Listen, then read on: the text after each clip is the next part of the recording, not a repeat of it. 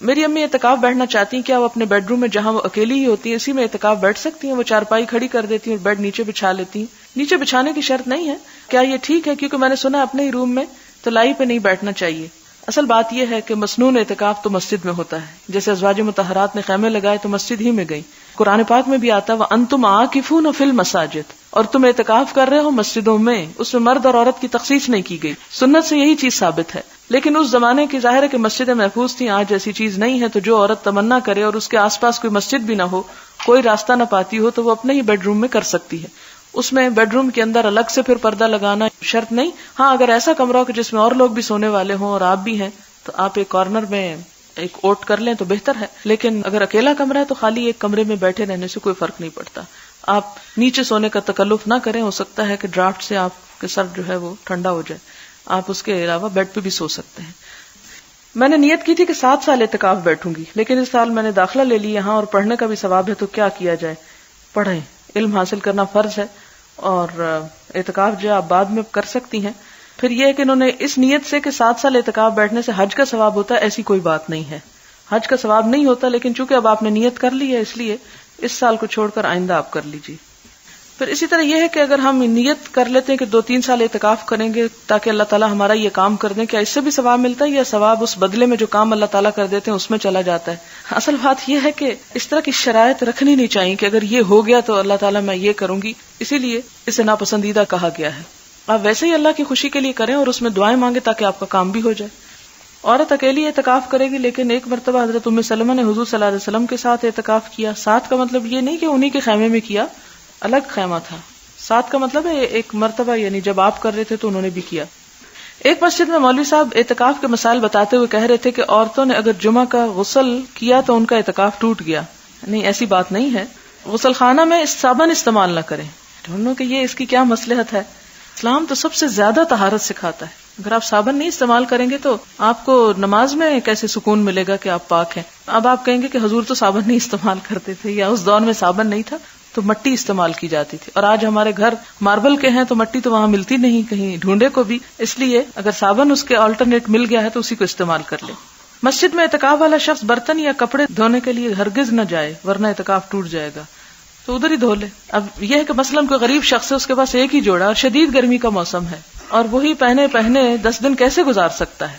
تو اگر آپ اس کو منع کر دیں کہ وہ نہا نہیں سکتا یا کپڑے نہیں دھو سکتا تو یہ درست نہیں. آپ صلی اللہ علیہ وسلم نے بھی سر دھویا تھا اور حضرت عائشہ نے بلکہ آپ کا دھویا تھا، اور آپ کی ازواج مطہرات اعتکاف کے دوران مسجد میں بھی آئی تھی، وہ بھی پیچھے آپ پڑھ چکے ہیں. ایک لڑکی نے اعتکاف رکھا، اعتکاف کیا ہوتا ہے. اعتکاف کرنا یا اعتکاف کی نیت کرنا یا اعتکاف بیٹھنا بھی کہہ سکتے ہیں آپ، لیکن رکھنا نہیں. اور اس دوران حیض شروع ہو گیا، وہ فوراً اعتکاف سے باہر آ گئی. کیا ایسا کرنا درست ہے؟ اس کے سوا کوئی چارہ نہیں، اسے ایسا ہی کرنا پڑے گا. اگر یہ ٹھیک ہے تو کیا اسے قضا دینی پڑے گی؟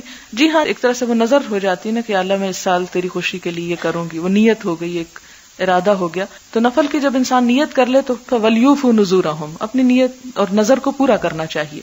اب کیا کرے؟ یا تو وہ حضور صلی اللہ علیہ وسلم کی طرح شوال میں کر لے یا پھر آئندہ سال کر لے. میں نے ایک کتاب میں پڑھا کہ اسلامی بہنیں 12 مہینے میں جب چاہے نفلی اعتکاف کر سکتی ہیں. اصل آپ صلی اللہ علیہ وسلم کا جو طریقہ تھا وہ رمضان ہی کا تھا، لیکن ایک سال جب رمضان میں نہیں کر سکے تو انہوں نے کیا کیا؟ شوال میں کر لیا. تو مسنون تو یہی چیز ہے. اعتکاف میں کیا ہے کہ جم کر عبادت کرنا، اور آج کے دور میں بڑا ضروری بھی ہے. مثلاً میں ایک خاتون سے ملنے کے لیے گئی، بہت نیک اور بہت عالم خاتون ہے. تو میں گئی تو مجھے پتا چلا کہ وہ اعتکاف میں ہے. تو میں نے کہا کہ یہ تو رمضان نہیں ہے. خیر شکر ہے کہ عصر قریب تھی اور اس کے تھوڑی دیر بعد ان کا اعتکاف ختم ہونے والا ہے، آخری عصر کا وقت تھا، ختم ہو گیا. تو میں نے ان سے پوچھا تو انہوں نے یہ مصلحت بتائی کہ اگر میں اعتکاف میں نہیں بیٹھتی تو میں کچھ پڑھ نہیں سکتی، لوگ مجھے نہیں چھوڑتے. تو میں نے اس کا حل یہی نکالا کہ میں یہ کہہ دیتی ہوں کہ میں اعتکاف میں ہوں اور روزہ رکھ لیتی ہوں اور ایک دن یا دن کا کچھ حصہ اعتکاف بیٹھ جاتی ہوں، اور اس دوران وہ کچھ پڑھ رہی تھی. تو میرے خیال میں اگر آپ میں سے کوئی اس طریقے سے فائدہ اٹھانا چاہے تو اٹھا سکتا ہے، پھر لوگ ناراض نہیں ہوں گے. لیکن اگر آپ یہ کہیں کہ وہ کھانا کھا رہے ہیں یا کچھ اور تو لوگ ناراض ہو جاتے ہیں. آپ نے نیک خاتون کا ذکر کیا جو وقت نہ ملنے کی وجہ سے اعتکاف میں بیٹھ جاتی. ان کی حد تک تو درست ہے، لیکن ان کا سب کو بتانا کیا نقصان دہ نہ ہوگا کہ یہ عمل عام نہ ہو جائے؟ پھر اس کے لیے یہ طریقہ درست ہوگا. جی ہاں، اس میں کوئی حرج نہیں. ہمارے ہاں اگر کوئی نیکی عام نہیں ہے تو اس کا مطلب ہے کوئی بھی نہ کرے. اور اعتکاف جو ہے اس کا مطلب ہے جم کر بیٹھ کے عبادت کرنا، اور اس دوران کسی سے بھی انسان گفتگو نہ کرے. تو اس میں کوئی حرج کی بات نہیں ہے اور نہ ہی کوئی ایسا کوئی بدعت ہے. یہ جو بھی شخص کرنا چاہے، یہاں تک کہ احناف کا مطلب ہے امام ابو حنیفہ کے ماننے والے جو ہیں ان کے ہاں تو یہ بھی ہے کہ چند منٹ کا بھی اعتکاف ہو سکتا ہے. میرے والد خود اس طرح کیا کرتے تھے، یعنی کچھ دیر کے لیے. اس میں یہاں تک وہ کہتے ہیں کہ اگر مسجد میں جا کر انسان نیت کر لے کہ نماز کے بعد میں تھوڑی دیر اعتکاف کروں گا تو وہ بھی اس کا اعتکاف ہو جاتا ہے.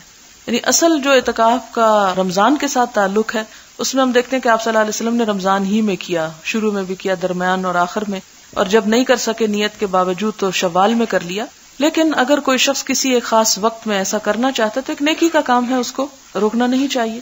کیا دو فرد ایک کمرے کے درمیان پردہ لگا کر اعتکاف کے لیے بیٹھ سکتے ہیں اور وہ مل کر تراویح اور دوسری نفلی عبادت کر سکتے ہیں؟ پردہ لگانے کے تکلف کی ضرورت نہیں، دونوں اپنے اپنے ایک ایک حصہ مخصوص کر لیں اور وہاں پر بیٹھے رہیں اور آپس میں گفتگو نہ کریں. یعنی پردے کی شرط نہیں ہے وہاں. اگر کوئی رمضان کے آخری عشرے میں اعتکاف کی نیت سے مسجد جاتا ہے لیکن 28 رمضان کو واپس آ جاتا ہے اور 2 دن چھوڑ دیتا ہے، اس کے بارے میں کیا حکم ہے؟ کیا وہ 2 دن کا اعتکاف کرنا ہوگا یا کوئی کفارہ دیا جا سکتا ہے؟ آپ دیکھیں کہ جب آپ اس مسنون اعتکاف کا جو نبی صلی اللہ علیہ وسلم کی پیروی میں آپ کرتے ہیں اور رمضان کے آخری عشرے میں کرتے ہیں تو اس کو یوں 28 پہ چھوڑنا نہیں چاہیے. یہ غلط بات ہے، اس کو پورا کرنا چاہیے، کیونکہ یہ بھی ایک طرح کی نظر ہوتی ہے. جب ہم نیت پورے کی کر کے گئے اور توڑ کے پہلے آ گئے تو یہ ایسا ہی ہے کہ جیسے آپ نے 4 رکعت نفل کی نیت باندھی مثلا اور 3 پڑھ کے آپ نے توڑ دی، تو آپ اس صورت میں کیا کریں گے؟ آپ کو دوبارہ پڑھنی چاہیے.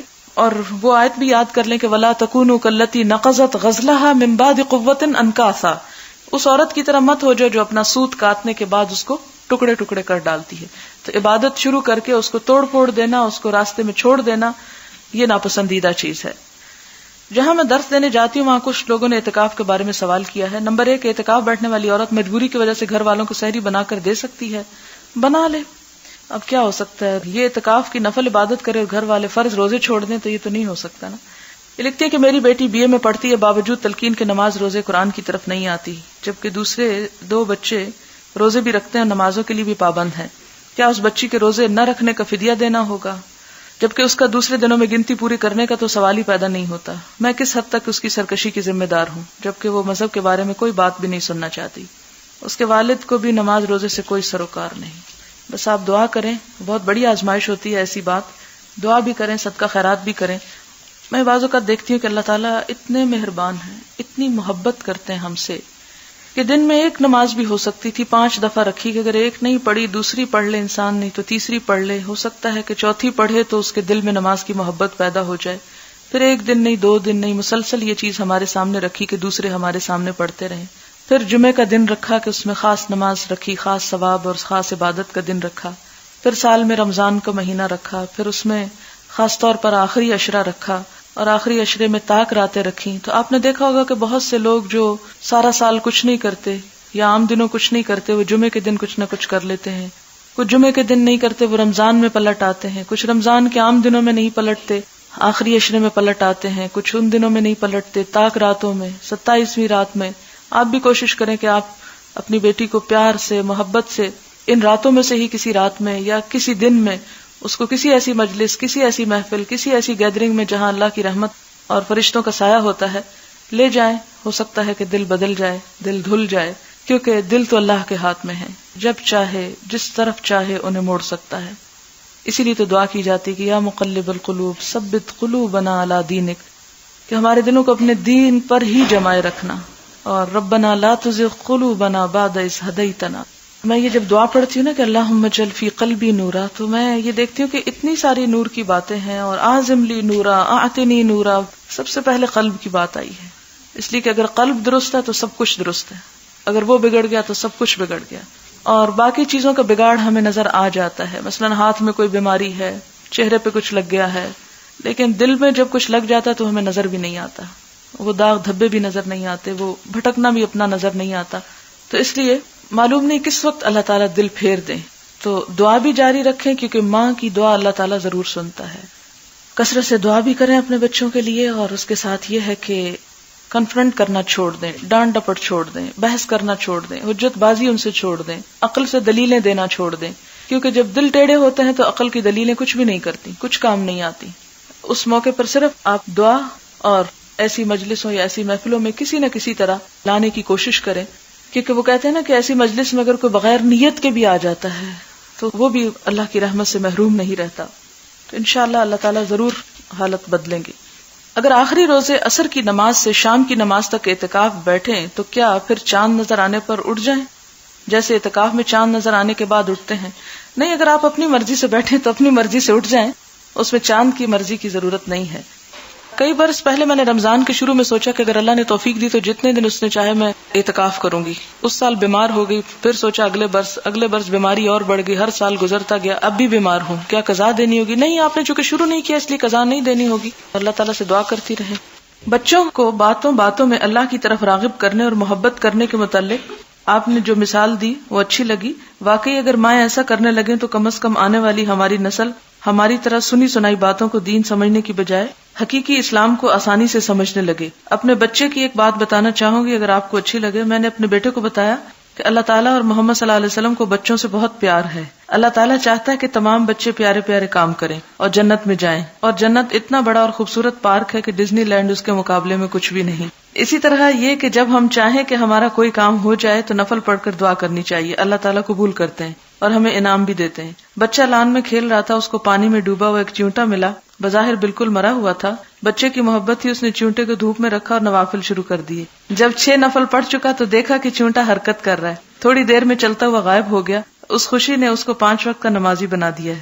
اب کہتا ہے کہ روزے بھی سارے رکھوں گا، اور میں چاہتی ہوں کہ تمام روزے نہ رکھے اور اسے داؤدی روزے بتا رہی ہوں کیونکہ اس کی عمر ابھی 9 سال ہے. اللہ ان معصوموں کو ہمارے لیے صدقہ جاریہ بنا دے. جی ہاں، یہ انہوں نے بہت اچھی بات لکھی ہے کہ بجائے اس کے کہ ہم بچوں کو ہر وقت یہی کریں کہ اللہ تعالیٰ ماریں گے اور عذاب دیں گے اور جہنم میں پھینکیں گے، یہ بات بہت اچھی ہے کہ انہیں یہ بتایا جائے کہ اللہ تعالیٰ بہت محبت کرتے ہیں. اور حضور صلی اللہ علیہ وسلم کی تو بچوں سے پیار اور محبت کی بے شمار مثالیں ہمارے سامنے ہیں. اچھا جناب، پھر کچھ اور سوالوں کے ذرا جلدی سے جواب ہو جائیں. کیا یہ صحیح ہے کہ تراویح پڑھے بغیر روزہ نہیں ہوتا؟ یہ صحیح نہیں ہے. تراویح قیام اللیل ایک الگ عبادت ہے، روزہ الگ عبادت ہے. روزہ فرض عبادت ہے جبکہ تراویح ایک نفل عبادت ہے. کیا روزے کی حالت میں لپسٹک لگائی جا سکتی ہے؟ جی ہاں. روزے کے دوران بچے کو فیڈ کروایا جا سکتا ہے. جی ہاں، بالکل کروایا جا سکتا ہے. روزہ بچے کو فیڈ کرنے سے نہیں روکتا اور فیڈ کرانے سے روزہ ٹوٹتا نہیں ہے، مراد یہ ہے. میری ایک عزیز کی ناک بند اور سر درد کی تکلیف رہتی ہے، اس لیے اسٹیم لینی پڑتی. سادہ پانی کی اسٹیم یا دوائی ڈال کر پانی میں اسٹیم لینے سے روزہ ٹوٹ جاتا ہے؟ میرا خیال ہے وہ حلق سے نیچے اسٹمک تک تو نہیں جاتا، لنگز میں جاتا ہے، کوئی حرج نہیں. سوال ہے، آپ نے بتایا کہ روزہ اس وقت ٹوٹتا ہے جب منہ سے کوئی چیز اندر معدے تک لے جائی جائے، لیکن قے کرنے سے کہا جاتا ہے کہ روزہ ٹوٹ جاتا ہے، حالانکہ قے تو اندر سے ہی آتی ہے. پھر اس طرح کیوں روزہ ٹوٹ جاتا ہے؟ پلیز واضح کر دیں. آپ دیکھیں کہ جو قے خود بخود آ جائے اس سے روزہ نہیں ٹوٹتا. یعنی ایک شخص بیمار ہے، اس کو سکنس ہوئی اور ایک دم قے آ گئی، اس سے روزہ نہیں ٹوٹتا. روزہ ٹوٹتا ہے اس قے سے جو جان بوجھ کر قے کی جائے، یعنی قے نکالی جائے اپنے جسم سے. ٹھیک ہے، یہ فرق آپ کو معلوم ہونا چاہیے. ہر مہینے کے 3 روزے 13, 14, 15 کیا یہ روزے رمضان کے قضا روزوں میں لگا سکتے ہیں؟ نہیں. اس میں یہ ہے کہ یا تو آپ قضا کی نیت کریں اور ان دنوں میں رکھ لیں، تو آپ عام دنوں کی نسبت بہتر ہے کہ ان دنوں میں رکھ لیں. دوسری صورت یہ ہے کہ اگر آپ قضا رکھ رہے ہیں تو آپ کسی بھی وقت قضا رکھ سکتے ہیں. ٹھیک ہے. آپ نے بتایا کہ شعبان میں روزے رکھنا افضل ہے. کیا ان روزوں کی کوئی مخصوص تعداد یا تاریخ ہے یا پورے مہینے ہی میں روزے رکھے جا سکتے ہیں؟ اس میں کوئی تعداد نہیں ہے اور کوئی مخصوص دن نہیں ہے. اول حصے میں رکھنا بہتر ہے، آخری 15 میں رکھنے سے پہلے سوچنا چاہیے. اگر کسی کو یہ احتمال ہو کہ میں ان 15 دنوں میں روزے رکھ کے رمضان میں رکھنے کے قابل نہیں رہوں گا اپنی صحت کی خرابی کی وجہ سے یا کمزوری کی وجہ سے، تو اس صورت میں نفل کرتے کرتے فرض کو نہیں چھوڑنا چاہیے. اب چھوڑ دیں اور پھر رمضان کے بعد بھی شوال کا مہینہ بڑا بابرکت ہے، اس میں آپ زیادہ رکھ لیں اگر آپ میں ہمت ہو تو. لیکن اس میں تو ہمارا حال یہ ہو جاتا کہ جو قضا ہوتے ہیں وہ بھی نہیں رکھتے، کہاں یہ کہ ان نوافل کا اہتمام کریں. کیا رمضان شریف سے 15 دن پہلے چھوٹے ہوئے روزے رکھے جا سکتے ہیں؟ اگلے رمضان سے پہلے پچھلے رمضان کے چھوٹے ہوئے روزے رکھ دینا ضروری ہے، اور اگر نہ رکھ سکے تو پھر کفارہ بھی دینا ہوگا اور قضا بھی رکھنی ہوگی. دونوں چیزیں ہوگی. یعنی اگر ایک رمضان سے دوسرے رمضان کے درمیان آپ نے نہیں رکھے، پھر رمضان آ گیا، رمضان رکھ لیے اور پھر رمضان کے بعد پچھلے سال کے بھی رکھ رہے ہیں، تو ان روزوں کا کفارہ بھی ساتھ دینا پڑے گا. یعنی فدیہ، وہ جو ایک مسکین کا کھانا ہوتا ہے، صدقہ بھی دینا پڑے گا. 15 شعبان کے بعد قضا روزے رکھے جا سکتے ہیں، لیکن اس بات کا یقین کر لینا چاہیے کہ کہیں ایسا نہ ہو کہ ان روزوں سے کوئی ایسی کمزوری یا بیماری آپ کو، کیونکہ ہر ایک کا وجود مختلف ہوتا ہے، ایسی بیماری لاحق ہو جائے یا ایسی کمزوری ہو کہ آپ فرض روزے چھوڑ دیں تو پھر نہ رکھیں، پھر آپ رمضان کے بعد ہی رکھیں. لیکن اتنی تاخیر جو ہے وہ کوئی بہت اچھی بات نہیں ہے. کیا شوال کے 6 روزے قضا روزوں میں شمار ہوں گے؟ نہیں، قضا روزوں کے لیے نیت کا ہونا ضروری ہے. اگر آپ نے شوال میں روزے رکھے اور اس نیت سے رکھے کہ آپ رمضان کی قضا رکھ رہی ہیں تو پھر آپ کے وہ قضا ہوں گے، شوال کے نہیں ہوں گے. لیکن اگر آپ نے نیت یہ نہیں کی اور نفلی روزوں کو اب آپ فرضی میں بدلنا چاہتی ہیں تو ایسا نہیں ہو سکتا. شوال کے 6 روزے رکھنے کے لیے کیا یہ شرط درست ہے کہ 2 شوال کو روزہ رکھنا ضروری ہے؟ نہیں، کوئی شرط نہیں ہے، جب چاہیں رکھ سکتے ہیں. بخاری کے اینڈ میں جو حاشیہ میں تفسیر لکھی ہے اور مختلف آراء لکھی ہوئی ہیں، وہ کس نے لکھی؟ وہ جو ہے اس کتاب کا ترجمہ کرنے والے نے لکھی ہے. کیا امام بخاری نے خود یہ تفسیر لکھی ہے یا بعد میں لکھی گئی؟ امام بخاری نے خود نہیں لکھی، بعد میں لکھی گئی ہے اور اس شخص نے اپنے ذہن کے مطابق لکھی ہے. لہذا ہمارے لیے اصل چیز جو ہے وہ اوپر کا ٹیکسٹ ہے، نہ کہ یہ نیچے کی شرح. کیا حدیث کی کلاس میں نیند سے چھٹکارے کے لیے سننے کے ساتھ ساتھ تسبیح کی جا سکتی ہے؟ کیونکہ رسول اللہ صلی اللہ علیہ وسلم کی محفل اس لیے گمان ہو کہ کہیں خلاف ادب نہ ہو. اس میں آپ دیکھیں کہ میرا خیال ہے تسبیح کرنے سے آپ کو اور نیند آ سکتی ہے، اور تسبیح سے دھیان بھی آپ کا دوسری طرف بٹ جائے گا، پوری کنسنٹریشن نہیں ہوتی. کیونکہ جب انسان ایک ہی وقت میں سننا اور بولنا شروع کر دے تو اس کی توجہ پھر بولنے پہ زیادہ ہو جاتی، سننے پہ آٹومیٹیکلی لوز ہو جاتی. لہٰذا علم حاصل کرنے کے لیے غور سے سننا ضروری ہے. اور نیند انسانی بشری تقاضا ہے، آ ہی جاتی ہے، کوئی بات نہیں. کل مجھے بھی بہت آ رہی تھی. تو اس میں یہ ہے کہ ایسی صورت میں آپ اپنا پہلو بدل لیں. پہلو بدلنے سے مراد یہ ہے کہ آپ ایک تو الرٹ ہو کے بیٹھیں اور تھوڑا سا اپنے بازو کو نیچے ہی ایسے اسٹریچ کر لیں، ٹانگوں تھوڑا اسٹریچ کر لیں، جس کی وجہ سے آپ کی وہ جو سستی کی کیفیت ہے وہ دور ہو جائے گی. لیکن جتنا حدود میں، لمٹس میں سمٹ کے آپ اپنے آپ کو جگا سکیں وہ جگا لیں، تسبیح نہ پڑھیں. بعض اوقات بہت سارے سوالات صرف کامن سینس والے ہوتے ہیں اور لوگ ان کو پھر بھی پوچھ لیتے ہیں. یہ ان لڑکیوں کا قصور نہیں، یہ تو ہمارے گھروں اور معاشرے کا قصور ہے. یہ بیچاریاں BA MA تو کر چکی، لیکن ان کو گھروں میں تربیت ہی ایسی نہ دی گئی کہ وہ اپنے دماغ سے کچھ سوچ لیں. یہ بیچاریاں تو گھر والوں کی ڈانٹ کھا کر ہر بات پر چپ رہ جاتی ہیں. ان کی رائے کو تو بہت حقیر سمجھا جاتا ہے، یعنی گھروں میں. اب جب کہ ان کے سامنے اس عمر کے حصے میں دنیا کی حقیقتیں کھلنا شروع ہوئی ہیں یا دین ہے اور یہ چیزیں پہلی دفعہ سننے کو ملی ہیں تو ان کو طرح طرح کے سوال دماغ میں آتے ہیں. اب اگر یہ اپنے دل و دماغ کے اٹھائے ہوئے سوال یہاں نہ پوچھیں تو کہاں جائیں، کیونکہ گھر میں تو کوئی صحیح جواب دینے والا نہیں. ابھی تو ان کو بہت سارا مطالعہ کرنے میں بہت وقت لگے گا. میرے خیال میں یہ بیسک سوالات ہیں جو ہر وہ شخص جو اس کو پڑھتا ہے اس کو جاننے کی خواہش ہوتی ہے. میرے خیال میں ابھی بہت کم وقت یہ پڑھتے ہوئے گزرا ہے. انشاءاللہ وقت کے ساتھ ساتھ اس پر ان کو عبور ہو جائے گا اور یہ لوگ ایسے سوال نہ پوچھیں گے. اللہ نے چاہا تو یہ لوگ بہت کچھ یہاں سے لے کر نکلیں گے. یہ میرے خیال ہے ان سب کے لیے لکھا گیا ہے جو ایسے سوالوں پر بہت کمنٹس دیتے رہتے ہیں، کیونکہ مجھے یہ شکایت ملی ہے کہ پیچھے جب میں سوال پڑھتی ہوں تو کچھ لوگ ساتھ ساتھ کمنٹس دیتے ہیں، یہ کل والا سوال، یہ وہی سوال، یہ غلط بات، یہ نہیں پوچھنا چاہیے، یہ عقل استعمال کریں. تو شاید یہ ان کے لیے ایسی رائے آئی ہے. میں آپ کو پہلے دن سے یہ کہہ رہی ہوں کہ میرے لیے ہر وہ چھوٹی سی چٹ بھی اہم ہوتی ہے جو کسی اسٹوڈنٹ کی طرف سے آتی ہے. میں اس کو پڑھتی ہوں اور اس پر ایک خاص وقت لگاتی ہوں اچھی طرح سمجھنے میں، کیونکہ بعض سوال واضح بھی نہیں ہوتے. مجھے کوئی اعتراض نہیں ہوتا جواب دینے میں، لیکن میں اس بات کا بار بار احساس اس لیے دلاتی ہوں کہ کامن سینس یوز کریں، کہ تھوڑا سا ہوش میں بھی آئیں. ایسا نہ ہو کہ جب میں جواب دے رہی ہوں اس وقت پھر سو رہے ہیں اور اگلے دن پھر وہی سوال کر لیں. کیونکہ بعض اوقات ایسا بھی ہوتا ہے کہ ایک دن جس کا جواب آ جاتا ہے اگلے دن پھر وہی بہو وہی سوال ہے. دوسری بات یہ ہے کہ بہت سے ایسے لوگ بھی پیچھے موجود ہیں جن کو ان سوالوں کے جواب آتے ہوتے ہیں. ان کو میں یہ مشورہ دوں گی کہ جب میں سوال کا جواب دیتی ہوں تو وہ یہ دیکھ لیا کریں، ریپیٹ کر لیا کریں کہ ان کو جو جواب آتا ہے کیا یہ اسی جواب کے مطابق ہے یا فرق ہے. کیونکہ ہو سکتا ہے کہ بعض اوقات وہ دلیل آپ کے پاس نہ ہو جو یہاں سے شاید نئی دلیل آپ کو مل جائے. اور بعض اوقات یہ ہوتا ہے کہ ایک سوال کو ٹیکل کس طرح کرنا ہے، کیونکہ جو لوگ یہاں سیکھنے کو آ رہے ہیں انشاءاللہ معاشرے میں جا کے وہ ان چیزوں کو سکھائیں گے. تو خواہ آپ کو جواب آتا ہو، آپ بجائے اس کے کہ کمنٹس پاس کریں، دوسروں کو بھی ڈسٹرب کریں، آپ خاموشی سے سنیں، سننے والے بنیں اور سن کر وہ باتیں اچھے طریقے سے دوسروں کو بھی بتائیں. لکھا ہے نسخہ کیمیا. مجھے بھی لیکچر کے دوران غنودگی شروع ہوئی تو سمجھ نہیں آ رہا تھا کس طرح کنٹرول کروں. اب اللہ تعالیٰ کی توفیق سے لکھنا شروع کر دیا تو نیند اور غنودگی کا غلبہ ختم ہو گیا. شیطان سے پیچھا چھڑانے کا یہ حل بعد ازاں صدقہ جاریہ بھی بن سکتا ہے. بڑی خوبصورت بات کسی نے لکھی ہے. کہ اگر آپ کو نیند آ رہی ہے تو آپ لکھنا شروع کر دیں، اور اس سے ایک تو نیند چلی جائے گی، دوسرا یہ کہ چند لکھی ہوئی باتیں بعد میں بھی یاد رہ جائیں گی اور بعد میں دوسروں کو بتانے میں بھی سہولت ہوگی. تو یہ واقعی ایک اچھی بات بتائی ہے کسی نے جس پہ عمل ہو سکتا ہے. سبحانک اللہم وبحمدک نشہد ان لا الہ الا انت نستغفرک ونتوب الیک. والسلام علیکم ورحمۃ اللہ وبرکاتہ. جو ہیں ان کے ہاں تو یہ بھی ہے کہ چند منٹ کا بھی اعتکاف ہو سکتا ہے. میرے والد خود اس طرح کیا کرتے تھے، یعنی کچھ دیر کے لیے. اس میں یہاں تک وہ کہتے ہیں کہ اگر مسجد میں جا کر انسان نیت کر لے کہ نماز کے بعد میں تھوڑی دیر اعتکاف کروں گا تو وہ اس کا اعتکاف ہو جاتا ہے.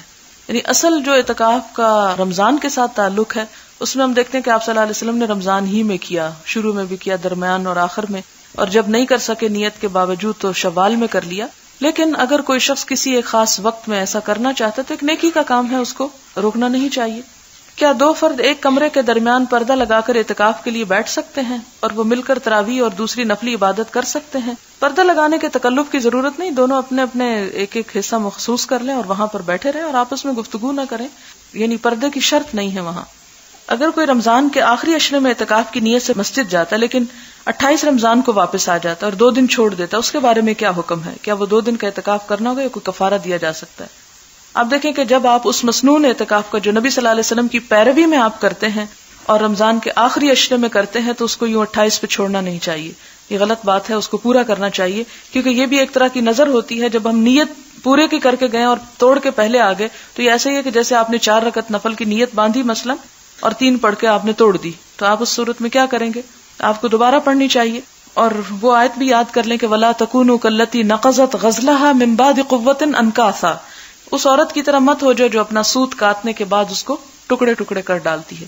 تو عبادت شروع کر کے اس کو توڑ پھوڑ دینا، اس کو راستے میں چھوڑ دینا، یہ ناپسندیدہ چیز ہے. جہاں میں درس دینے جاتی ہوں وہاں کچھ لوگوں نے اعتکاف کے بارے میں سوال کیا ہے. نمبر 1، اعتکاف بیٹھنے والی عورت مجبوری کی وجہ سے گھر والوں کو سحری بنا کر دے سکتی ہے؟ بنا لے، اب کیا ہو سکتا ہے. یہ اعتکاف کی نفل عبادت کرے اور گھر والے فرض روزے چھوڑ دیں تو یہ تو نہیں ہو سکتا نا. یہ لکھتی ہے کہ میری بیٹی BA میں پڑھتی ہے، باوجود تلقین کے نماز روزے قرآن کی طرف نہیں آتی، جبکہ دوسرے 2 بچے روزے بھی رکھتے ہیں اور نمازوں کے لیے بھی پابند ہیں. کیا اس بچی کے روزے نہ رکھنے کا فدیہ دینا ہوگا؟ جبکہ اس کا دوسرے دنوں میں گنتی پوری کرنے کا تو سوال ہی پیدا نہیں ہوتا. میں کس حد تک اس کی سرکشی کی ذمہ دار ہوں جبکہ وہ مذہب کے بارے میں کوئی بات بھی نہیں سننا چاہتی. اس کے والد کو بھی نماز روزے سے کوئی سروکار نہیں. بس آپ دعا کریں، بہت بڑی آزمائش ہوتی ہے ایسی بات، دعا بھی کریں، صدقہ خیرات بھی کریں. میں بعض اوقات دیکھتی ہوں کہ اللہ تعالیٰ اتنے مہربان ہیں، اتنی محبت کرتے ہیں ہم سے کہ دن میں 1 نماز بھی ہو سکتی تھی 5 دفعہ رکھی کہ اگر 1 نہیں پڑھی دوسری پڑھ لے انسان، نہیں تو تیسری پڑھ لے، ہو سکتا ہے کہ چوتھی پڑھے تو اس کے دل میں نماز کی محبت پیدا ہو جائے. پھر 1 دن نہیں 2 دن نہیں، مسلسل یہ چیز ہمارے سامنے رکھی کہ دوسرے ہمارے سامنے پڑھتے رہیں. پھر جمعے کا دن رکھا کہ اس میں خاص نماز رکھی، خاص ثواب اور خاص عبادت کا دن رکھا. پھر سال میں رمضان کا مہینہ رکھا، پھر اس میں خاص طور پر آخری عشرہ رکھا اور آخری عشرے میں تاک راتیں رکھی. تو آپ نے دیکھا ہوگا کہ بہت سے لوگ جو سارا سال کچھ نہیں کرتے یا عام دنوں کچھ نہیں کرتے، وہ جمعے کے دن کچھ نہ کچھ کر لیتے ہیں. کچھ جمعے کے دن نہیں کرتے، وہ رمضان میں پلٹ آتے ہیں. کچھ رمضان کے عام دنوں میں نہیں پلٹتے، آخری عشرے میں پلٹ آتے ہیں. کچھ ان دنوں میں نہیں پلٹتے، تاک راتوں میں، 27ویں رات میں. آپ بھی کوشش کریں کہ آپ اپنی بیٹی کو پیار سے، محبت سے ان راتوں میں سے ہی کسی رات میں یا کسی دن میں اس کو کسی ایسی مجلس، کسی ایسی محفل، کسی ایسی گیدرنگ میں جہاں اللہ کی رحمت اور فرشتوں کا سایہ ہوتا ہے لے جائیں. ہو سکتا ہے کہ دل بدل جائے، دل دھل جائے، کیونکہ دل تو اللہ کے ہاتھ میں ہے، جب چاہے جس طرف چاہے انہیں موڑ سکتا ہے. اسی لیے تو دعا کی جاتی کہ یا مقلب القلوب ثبت قلوبنا علی دینک، کہ ہمارے دلوں کو اپنے دین پر ہی جمائے رکھنا. اور ربنا لا تزغ قلوبنا بعد اذ ہدیتنا. میں یہ جب دعا پڑھتی ہوں نا کہ اللہم اجعل فی قلبی نورا، تو میں یہ دیکھتی ہوں کہ اتنی ساری نور کی باتیں ہیں اور اعظم لی نورا اعطنی نورا، سب سے پہلے قلب کی بات آئی ہے. اس لیے کہ اگر قلب درست ہے تو سب کچھ درست ہے، اگر وہ بگڑ گیا تو سب کچھ بگڑ گیا. اور باقی چیزوں کا بگاڑ ہمیں نظر آ جاتا ہے. مثلا ہاتھ میں کوئی بیماری ہے، چہرے پہ کچھ لگ گیا ہے، لیکن دل میں جب کچھ لگ جاتا ہے تو ہمیں نظر بھی نہیں آتا، وہ داغ دھبے بھی نظر نہیں آتے، وہ بھٹکنا بھی اپنا نظر نہیں آتا. تو اس لیے معلوم نہیں کس وقت اللہ تعالیٰ دل پھیر دیں. تو دعا بھی جاری رکھیں کیونکہ ماں کی دعا اللہ تعالیٰ ضرور سنتا ہے. کثرت سے دعا بھی کریں اپنے بچوں کے لیے، اور اس کے ساتھ یہ ہے کہ کنفرنٹ کرنا چھوڑ دیں، ڈانٹ ڈپٹ چھوڑ دیں، بحث کرنا چھوڑ دیں، حجت بازی ان سے چھوڑ دیں، عقل سے دلیلیں دینا چھوڑ دیں. کیونکہ جب دل ٹیڑھے ہوتے ہیں تو عقل کی دلیلیں کچھ بھی نہیں کرتی، کچھ کام نہیں آتی.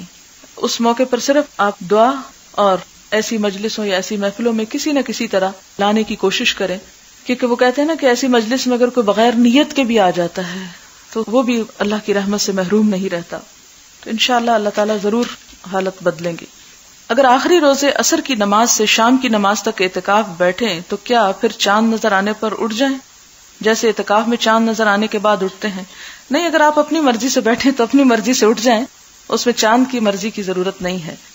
کئی برس پہلے میں نے رمضان کے شروع میں سوچا کہ اگر اللہ نے توفیق دی تو جتنے دن اس نے چاہے میں اعتکاف کروں گی. اس سال بیمار ہو گئی، پھر سوچا اگلے برس بیماری اور بڑھ گئی، ہر سال گزرتا گیا، اب بھی بیمار ہوں، کیا قضا دینی ہوگی؟ نہیں، آپ نے چونکہ شروع نہیں کیا اس لیے قضا نہیں دینی ہوگی. اللہ تعالیٰ سے دعا کرتی رہے.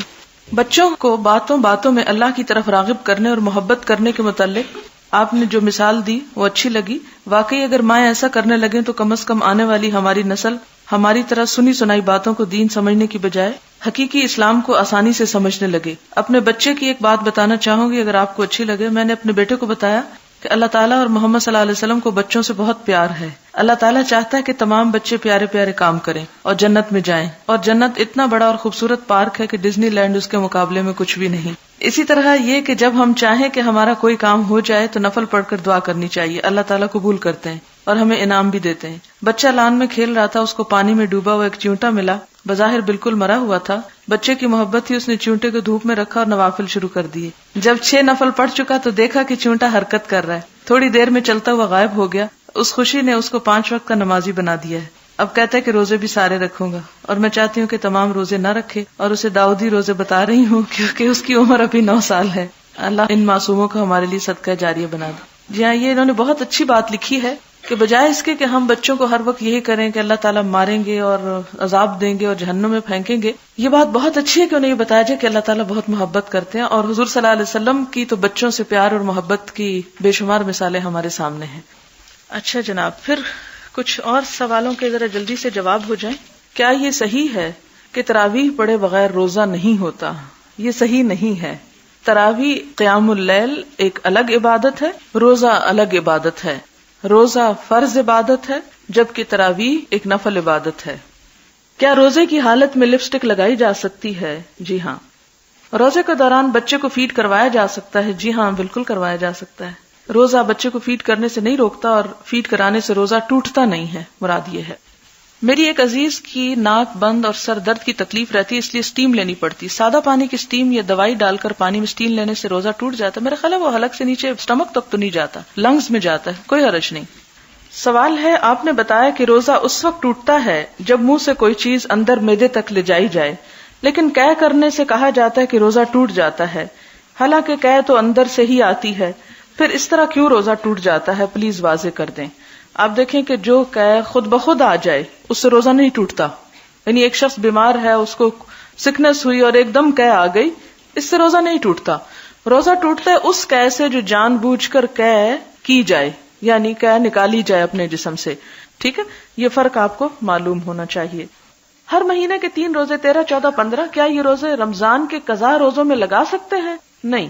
اس میں یہ ہے کہ یا تو آپ قضا کی نیت کریں اور ان دنوں میں رکھ لیں، تو آپ عام دنوں کی نسبت بہتر ہے کہ ان دنوں میں رکھ لیں. دوسری صورت یہ ہے کہ اگر آپ قضا رکھ رہے ہیں تو آپ کسی بھی وقت قضا رکھ سکتے ہیں. ٹھیک ہے.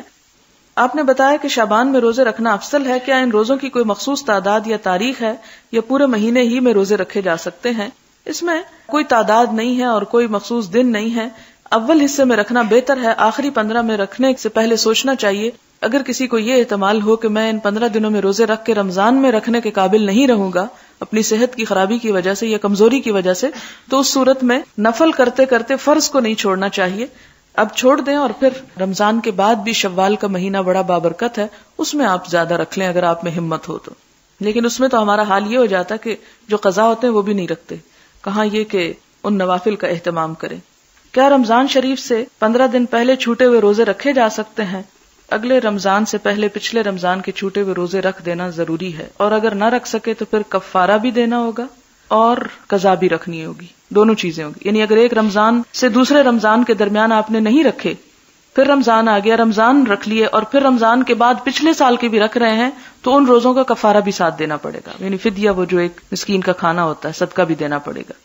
15 شعبان کے بعد قضا روزے رکھے جا سکتے ہیں، لیکن اس بات کا یقین کر لینا چاہیے کہ کہیں ایسا نہ ہو کہ ان روزوں سے کوئی ایسی کمزوری یا بیماری آپ کو، کیونکہ ہر ایک کا وجود مختلف ہوتا ہے، ایسی بیماری لاحق ہو جائے یا ایسی کمزوری ہو کہ آپ فرض روزے چھوڑ دیں تو پھر نہ رکھیں، پھر آپ رمضان کے بعد ہی رکھیں۔ لیکن اتنی تاخیر جو ہے وہ کوئی بہت اچھی بات نہیں ہے۔ کیا شوال کے 6 روزے قضا روزوں میں شمار ہوں گے؟ نہیں، قضا روزوں کے لیے نیت کا ہونا ضروری ہے۔ اگر آپ نے شوال میں روزے رکھے اور اس نیت سے رکھے کہ آپ رمضان کی قضا رکھ رہی ہیں تو پھر آپ کے وہ قضا ہوں گے، شوال کے نہیں ہوں گے۔ لیکن اگر آپ نے نیت یہ نہیں کی اور نفلی روزوں کو اب آپ فرضی میں بدلنا چاہتی ہیں تو ایسا نہیں ہو سکتا۔ شوال کے 6 روزے رکھنے کے لیے کیا یہ شرط درست ہے کہ 2 شوال کو روزہ رکھنا ضروری ہے؟ نہیں، کوئی شرط نہیں ہے، جب چاہیں رکھ سکتے ہیں۔ بخاری کے اینڈ میں جو حاشیہ میں تفسیر لکھی ہے اور مختلف آراء لکھی ہوئی ہیں، وہ کس نے لکھی؟ وہ جو ہے اس کتاب کا ترجمہ کرنے والے نے لکھی ہے۔ کیا امام بخاری نے خود یہ تفسیر لکھی ہے یا بعد میں لکھی گئی؟ امام بخاری نے خود نہیں لکھی، بعد میں لکھی گئی ہے اور اس شخص نے اپنے ذہن کے مطابق لکھی ہے، لہذا ہمارے لیے اصل چیز جو ہے وہ اوپر کا ٹیکسٹ ہے، نہ کہ یہ نیچے کی شرح۔ کیا حدیث کی کلاس میں نیند سے چھٹکارے کے لیے سننے کے ساتھ ساتھ تسبیح کی جا سکتی ہے؟ کیونکہ رسول اللہ صلی اللہ علیہ وسلم کی محفل، اس لیے گمان ہو کہ کہیں خلاف ادب نہ ہو۔ اس میں آپ دیکھیں کہ میرا خیال ہے تسبیح کرنے سے آپ کو اور نیند آ سکتی ہے، اور تسبیح سے دھیان بھی آپ کا دوسری طرف بٹ جائے گا، پوری کنسنٹریشن نہیں ہوتی، کیونکہ جب انسان ایک ہی وقت میں سننا اور بولنا شروع کر دے تو اس کی توجہ پھر بولنے پہ زیادہ ہو جاتی، سننے پہ آٹومیٹیکلی لوز ہو جاتی۔ لہٰذا علم حاصل کرنے کے لیے غور سے سننا ضروری ہے، اور نیند انسانی بشری تقاضا ہے، آ ہی جاتی ہے، کوئی بات نہیں۔ کل مجھے بھی بہت آ رہی تھی، تو اس میں یہ ہے کہ ایسی صورت میں آپ اپنا پہلو بدل لیں۔ پہلو بدلنے سے مراد یہ ہے کہ آپ ایک تو الرٹ ہو کے بیٹھیں اور تھوڑا سا اپنے بازو کو نیچے ہی ایسے اسٹریچ کر لیں، ٹانگوں تھوڑا اسٹریچ کر لیں، جس کی وجہ سے آپ کی وہ جو سستی کی کیفیت ہے وہ دور ہو جائے گی۔ لیکن جتنا حدود میں، لمٹس میں سمٹ کے آپ اپنے آپ کو جگا سکیں وہ جگا لیں، تسبیح نہ پڑھیں۔ بعض اوقات بہت سارے سوالات صرف کامن سینس والے ہوتے ہیں اور لوگ ان کو پھر بھی پوچھ لیتے ہیں۔ یہ ان لڑکیوں کا قصور نہیں، یہ تو ہمارے گھروں اور معاشرے کا قصور ہے۔ یہ بیچاریاں BA MA تو کر چکی، لیکن ان کو گھروں میں تربیت ہی ایسی نہ دی گئی کہ وہ اپنے دماغ سے کچھ سوچ لیں۔ یہ بیچاریاں تو گھر والوں کی ڈانٹ کھا کر ہر بات پر چپ رہ جاتی ہیں۔ ان کی رائے کو تو بہت حقیر سمجھا جاتا ہے، یعنی گھروں میں۔ اب جب کہ ان کے سامنے اس عمر کے حصے میں دنیا کی حقیقتیں کھلنا شروع ہوئی ہیں یا دین ہے، اور یہ چیزیں پہلی دفعہ سننے کو ملی ہیں، تو ان کو طرح طرح کے سوال دماغ میں آتے ہیں۔ اب اگر یہ اپنے دل و دماغ کے اٹھائے ہوئے سوال یہاں نہ پوچھیں تو کہاں جائیں، کیونکہ گھر میں تو کوئی صحیح جواب دینے والا نہیں۔ ابھی تو ان کو بہت سارا مطالعہ کرنے میں بہت وقت لگے گا۔ میرے خیال میں یہ بیسک سوالات ہیں جو ہر وہ شخص جو اس کو پڑھتا ہے اس کو جاننے کی خواہش ہوتی ہے۔ میرے خیال میں ابھی بہت کم وقت یہ پڑھتے ہوئے گزرا ہے، انشاءاللہ وقت کے ساتھ ساتھ اس پر ان کو عبور ہو جائے گا اور یہ لوگ ایسے سوال نہ پوچھیں گے۔ اللہ نے چاہا تو یہ لوگ بہت کچھ یہاں سے لے کر نکلیں گے۔ یہ میرے خیال ہے ان سب کے لیے لکھا گیا ہے جو ایسے سوالوں پر بہت کمنٹس دیتے رہتے ہیں، کیونکہ مجھے یہ شکایت ملی ہے کہ پیچھے جب میں سوال پڑھتی ہوں تو کچھ لوگ ساتھ ساتھ کمنٹس دیتے ہیں، یہ کل والا سوال، یہ وہی سوال، یہ غلط بات، یہ نہیں پوچھنا چاہیے، یہ عقل استعمال کریں۔ تو شاید یہ ان کے لیے ایسی رائے آئی ہے۔ میں آپ کو پہلے دن سے یہ کہہ رہی ہوں کہ میرے لیے ہر وہ چھوٹی سی چٹ بھی اہم ہوتی ہے جو کسی اسٹوڈنٹ کی طرف سے آتی ہے، میں اس کو پڑھتی ہوں اور اس پر ایک خاص وقت لگاتی ہوں اچھی طرح سمجھنے میں، کیونکہ بعض سوال واضح بھی نہیں ہوتے۔ مجھے کوئی اعتراض نہیں ہوتا جواب دینے میں، لیکن میں اس بات کا بار بار احساس اس لیے دلاتی ہوں کہ کامن سینس یوز کریں، کہ تھوڑا سا ہوش میں بھی آئیں۔ ایسا نہ ہو کہ جب میں جواب دے رہی ہوں اس وقت پھر سو رہے ہیں اور اگلے دن پھر وہی سوال کر لیں، کیونکہ بعض اوقات ایسا بھی ہوتا ہے کہ ایک دن جس کا جواب آ جاتا ہے اگلے دن پھر وہی ہو بہو وہی سوال ہے۔ دوسری بات یہ ہے کہ بہت سے ایسے لوگ بھی پیچھے موجود ہیں جن کو ان سوالوں کے جواب آتے ہوتے ہیں۔ ان کو میں یہ مشورہ دوں گی کہ جب میں سوال کا جواب دیتی ہوں تو وہ یہ دیکھ لیا کریں، ریپیٹ کر لیا کریں کہ ان کو جو جواب آتا ہے کیا یہ اسی جواب کے مطابق ہے یا فرق ہے، کیونکہ ہو سکتا ہے کہ بعض اوقات وہ دلیل آپ کے پاس نہ ہو جو یہاں سے شاید نئی دلیل آپ کو مل جائے۔ اور بعض اوقات یہ ہوتا ہے کہ ایک سوال کو ٹیکل کس طرح کرنا ہے، کیونکہ جو لوگ یہاں سیکھنے کو آ رہے ہیں انشاءاللہ معاشرے میں جا کے وہ ان چیزوں کو سکھائیں گے۔ تو خواہ آپ کو جواب آتا ہو، آپ بجائے اس کے کہ کمنٹس پاس کریں، دوسروں کو بھی ڈسٹرب کریں، آپ خاموشی سے سنیں، سننے والے بنیں اور سن کر وہ باتیں اچھے طریقے سے دوسروں کو بھی بتائیں۔ لکھا ہے نسخہ کیمیا، مجھے بھی لیکچر کے دوران غنودگی شروع ہوئی تو سمجھ نہیں آ رہا تھا کس طرح کنٹرول کروں۔ اب اللہ تعالیٰ کی توفیق سے لکھنا شروع کر دیا تو نیند اور غنودگی کا غلبہ ختم ہو گیا۔ شیطان سے پیچھا چھڑانے کا یہ حل بعد ازاں صدقہ جاریہ بھی بن سکتا ہے. بڑی خوبصورت بات کسی نے لکھی ہے کہ اگر آپ کو نیند آ رہی ہے تو آپ لکھنا شروع کر دیں, اور اس سے ایک تو نیند چلی جائے گی, دوسرا یہ کہ چند لکھی ہوئی باتیں بعد میں بھی یاد رہ جائیں گی اور بعد میں دوسروں کو بتانے میں بھی سہولت ہوگی. تو یہ واقعی ایک اچھی بات بتائی ہے کسی نے جس پہ عمل ہو سکتا ہے.